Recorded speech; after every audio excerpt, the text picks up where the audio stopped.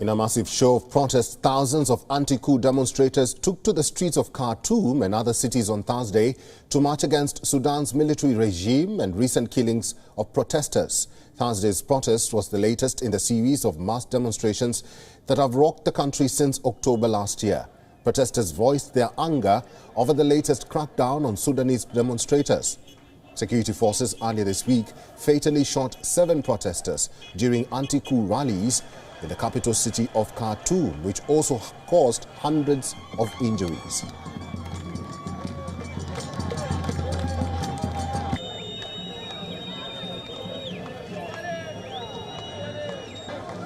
يوم 17 يناير المجزرة تمت ونحن الليلة طلعنا بنندد بالمجزرة اللي حصلت يوم 17 يناير وبنقول وبنجدد المطالب بتاعتنا اتجاه الشارع.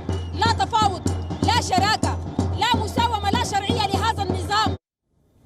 On Wednesday, Sudanese medics documented the fatal shooting of another protester earlier in the day as security forces removed makeshift barricades in Khartoum's twin city of Omdurman.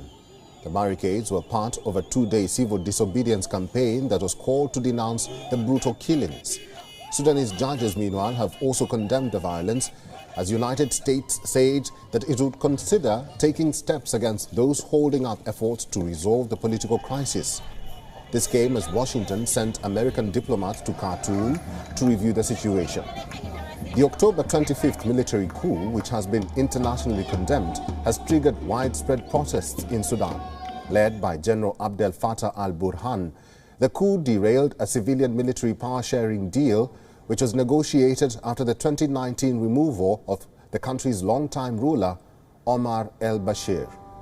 Former Prime Minister Abdallah Hamdok was held under house arrest for weeks following the coup, before being reinstated in a November 21st deal. The deal for his return was denounced by many in the civilian coalition. He announced his resignation on January the 2nd this year as the country's Prime Minister after months of protests. However, even after the Prime Minister's resignation, protests have not subsided in the region. So here comes some of the critical questions. Firstly, what are the protesters demanding? Well, they want an end to the ongoing military rule. Secondly, they don't want the military to indulge in any government activities. And thirdly, they want a smooth transition to a civilian government. Sudan has been plunging deeper into political chaos since the October 25th coup. At least 72 demonstrators have been killed in multiple military crackdowns since then. Even after 2 months, Sudan still has no functioning government, which has put the international aid on hold.